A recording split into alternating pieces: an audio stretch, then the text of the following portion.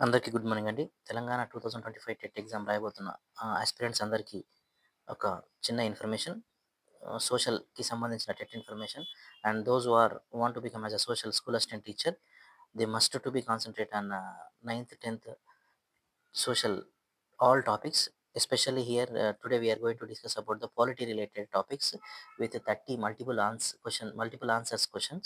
So please try to be focus on each question. ఈ ప్రశ్నలకి సమాధానాలు రావాలంటే ఈ వీడియో అప్పుడే చూస్తున్నప్పుడే కొద్దిసేపు వీడియో ఆపి, దాని తర్వాత 10th క్లాస్‌లో ఉండేటటువంటి social protesting movements in our times, దానికంటే ముందు political trends in our India 1947-1977, 1977-2000 social protesting movements in our times, Telangana movement.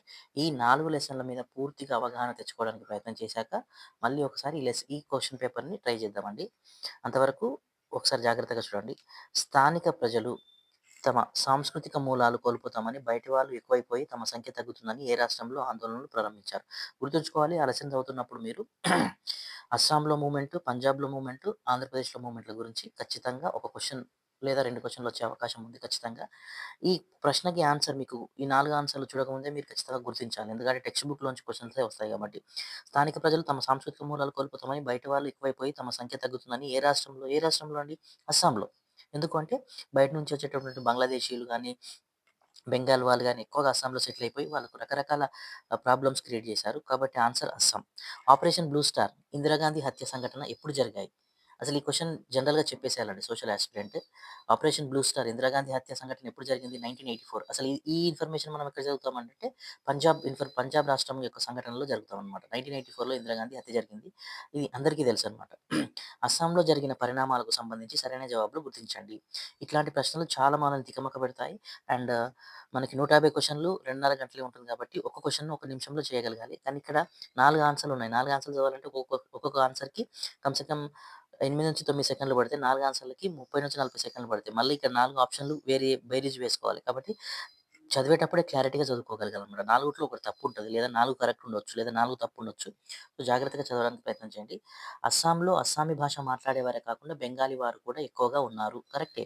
British పాలన నాటి నుంచి రాష్ట్ర పరిపాలన కింది మధ్యస్థాయి ఉద్యోగాల్లో బెంగాలీలు ఉండేవారు. ఇది కూడా కరెక్టే.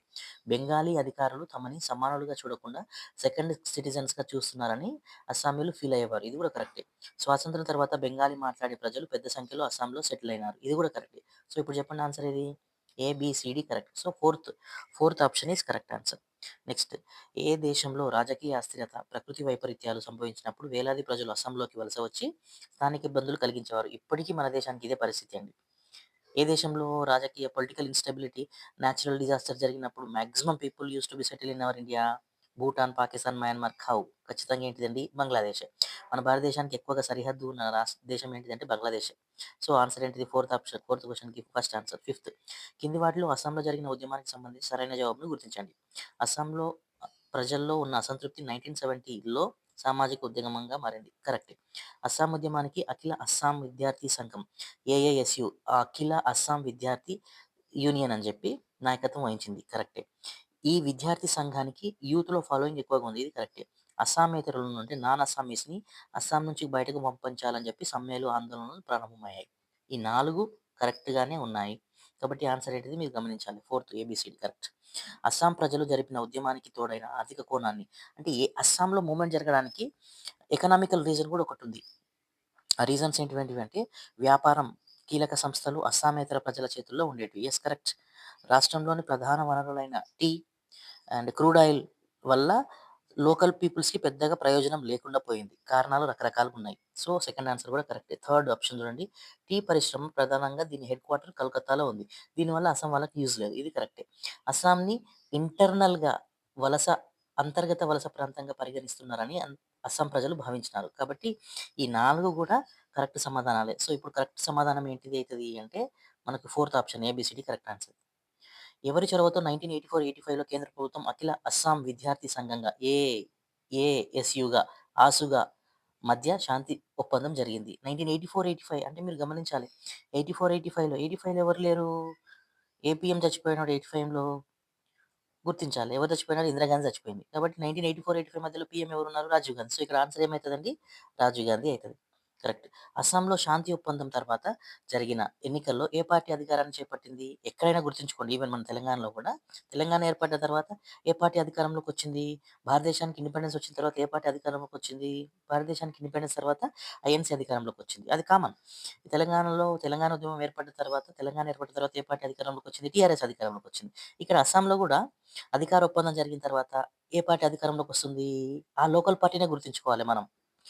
కాబట్టి ఆన్సర్ ఏమైతది? అస్సాం గణ పరిషత్ ఏజీపీ అయితది.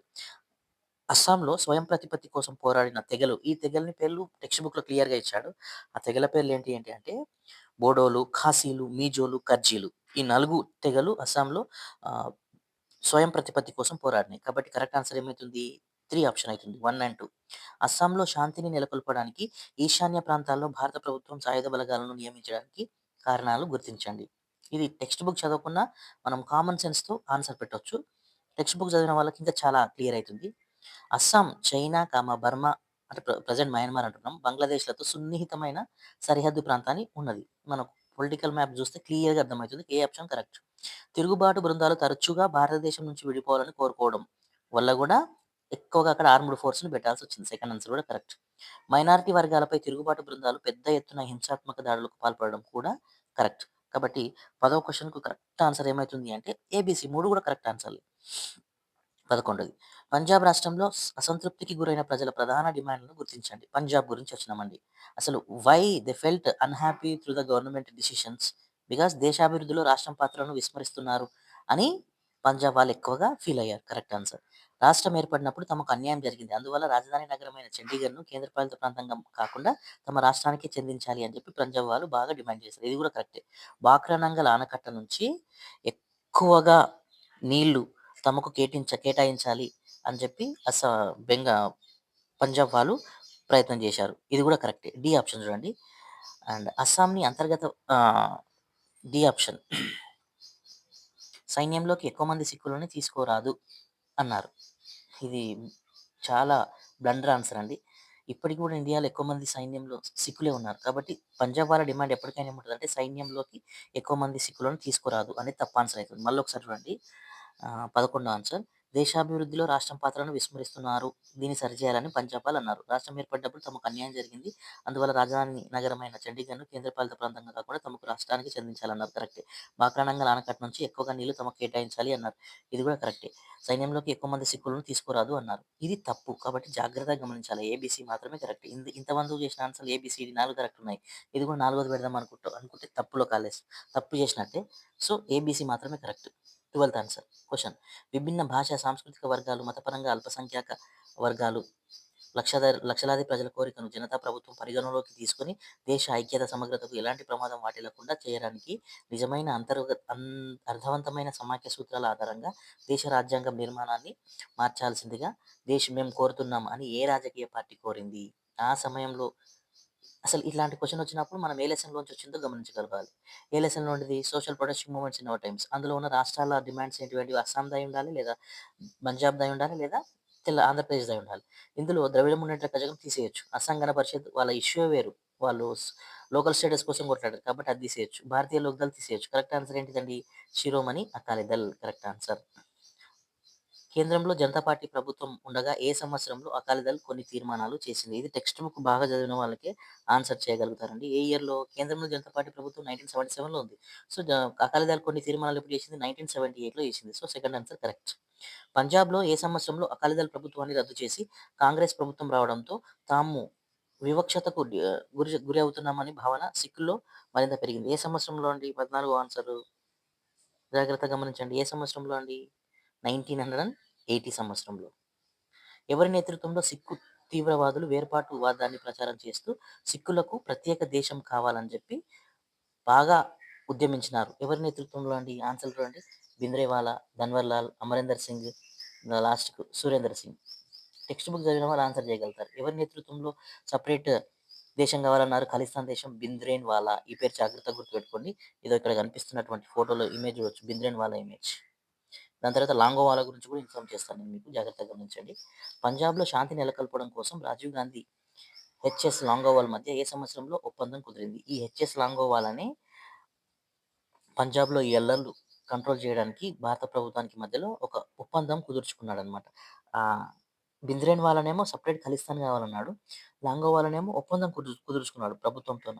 సో, ఏ సంవత్సరంలో కుదుర్చుకున్నాడు అండి అంటే 1985లో, అంటే ఇందిరాగాంధీ చచ్చిపోయిన తర్వాత ఒప్పందం కుదుర్చుకున్నాడు. ఎవరితో ఒప్పందం కుదుర్చుకోవచ్చు? జాగ్రత్తగా గమనిస్తే 1985లో పీఎం ఎవరు ఇండియాకి? రాజీవ్ గాంధీ. క్లారిటీ వచ్చిందా అండి? 17థ్ క్వెషన్. 1984లో ప్రధాని ఇందిరాగాంధీ హత్యకు గురి కావడంతో ఏ నగరంలో అల్లర్లు చెలరేగి వేలాది మంది సిక్కులపై దాడులు జరిగి వాళ్ళ ఆస్తుల విధ్వంసం జరిగింది? గుర్తించొచ్చు ఈజీగా. మన క్యాపిటల్ సిటీ ఢిల్లీలో.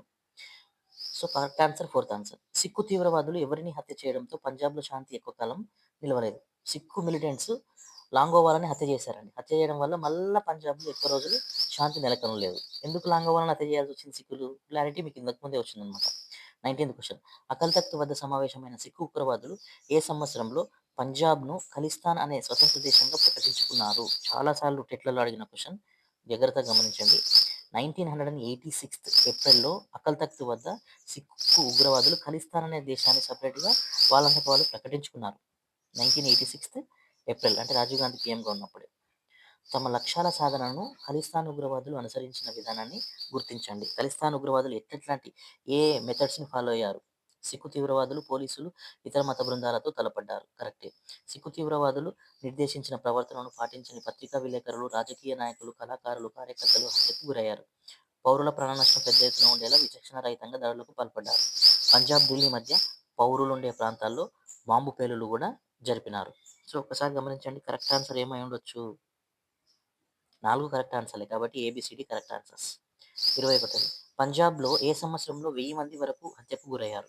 పంజాబ్‌లోని ఎప్పుడు 1000 మంది వరకు ఎప్పుడు హత్యకు గురయ్యారు సిక్కులు? 21వ క్వెషన్‌కు ఆన్సర్ చేయడానికి ప్రయత్నం చేయండి. ఏ సంవత్సరంలో అండి? 1991లో.